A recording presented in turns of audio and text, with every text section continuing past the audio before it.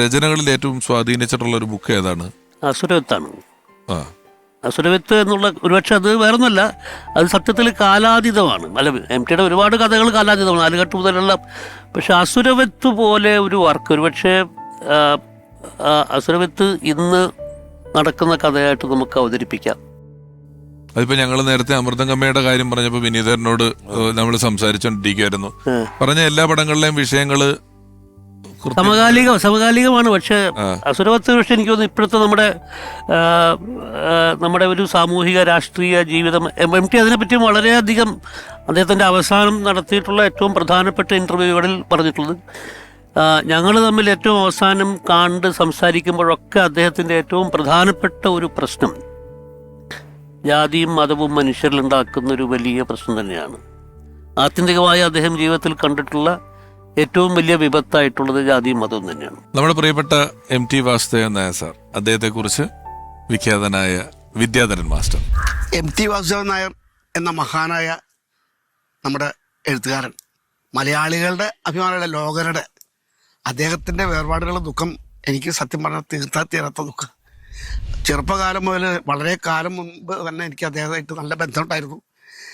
ഉത്തരം എന്ന സിനിമയ്ക്ക് വേണ്ടി സ്ക്രിപ്റ്റ് എഴുതുന്ന സമയത്ത് അദ്ദേഹവും MT വാസുദേവൻ നായരും ONV സാറും ഞാനും പവിത്രനും അതിൻ്റെ പ്രൊഡ്യൂസർ അക്ബറും എല്ലാവരും കൂടി ബെസ്റ്റേലിൽ ഒരു ഗസ്റ്റ് ഹൗസിലായിരുന്നു കമ്പോസിങ്. ഒരു 10 ദിവസത്തോളം ഞങ്ങൾ അവിടെ ഇരുന്നു. പവിത്രൻ്റെ സിനിമ. ഈ സമയത്ത് ഉണ്ടാകുന്ന ചില ഈ ഇടപെടലുകൾ എന്ന് പറഞ്ഞാൽ അദ്ദേഹത്തിൻ്റെതായിട്ടുള്ള സമ്പ്രദായം മനസ്സിലാക്കാൻ കഴിയുകയും അദ്ദേഹം ഒത്ത് വർക്ക് ചെയ്യാൻ കഴിയുകയും ചെയ്തു എന്നുള്ളത് ജീവിതത്തിൽ മറക്കാൻ പറ്റാത്ത കാര്യമാണ്. പാട്ടുകളുടെ പണിപ്പുരയിൽ നിങ്ങൾ ഇരിക്കുമ്പോൾ ONV സാറൊരു മുറിയിൽ ഞാനൊരു മുറിയിൽ ഇങ്ങനെ ഇരിക്കുന്ന സമയമാണ്. അപ്പോൾ ONV സാറിനെ കൊടുക്കുന്ന കുറേ സിറ്റുവേഷൻ അനുസരിച്ച് പാട്ട് എഴുതിക്കുക.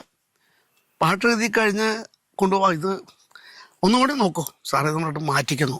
പിന്നീട് അത് ഓക്കെ ചെയ്ത പാട്ടുകൾ മഞ്ഞിന് വിലോലമാം യവനികയ്ക്കുള്ളിലൊരു മഞ്ഞക്കിളി തൂവൽ പോലെ എന്ന പാട്ട് അത് ഓക്കെ ആക്കി.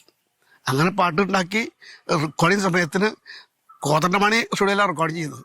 അപ്പോൾ അദ്ദേഹം ഞാൻ താമസിക്കുന്ന മുറിയിൽ റെക്കോർഡിങ്ങിൻ്റെ തലേദിവസം വന്നു.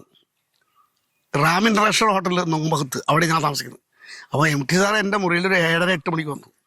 നാളെ പൂജ നടക്കുമ്പോഴേ 9:30 മണിക്ക് പൂജ നടത്തിക്കോളൂ, ഞാൻ ഒരു വൈശാലിയുടെ റൈറ്റ്സ് തെലുങ്കന്മാർക്ക് കൊടുക്കുക. അപ്പോൾ അവിടെ ഒരു ചോള ഹോട്ടലിൽ ഞാൻ പോയി അവരായിട്ട് എനിക്കാണ് അതിൻ്റെ അവകാശം.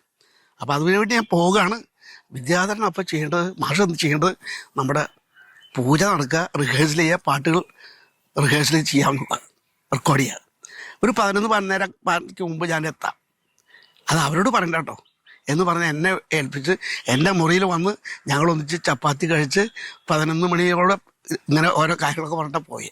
ആ ഒരു നിമിഷമൊക്കെ ഉണ്ടല്ലോ എൻ്റെ ജീവിതത്തിൽ മറക്കാൻ പറ്റാത്ത ഓർമ്മകളാണ്. അപ്പം അദ്ദേഹത്തിൻ്റെ വേർപാടിൽ ഇങ്ങനെ ഒരു എപ്പിസോഡ് ചെയ്യുമ്പോൾ എനിക്കതിൽ പങ്കാളിയാകുക, ഈ കാര്യങ്ങൾ പറയാൻ പറ്റുക എന്നുള്ളത് വളരെ സന്തോഷമുള്ള കാര്യമാണ്.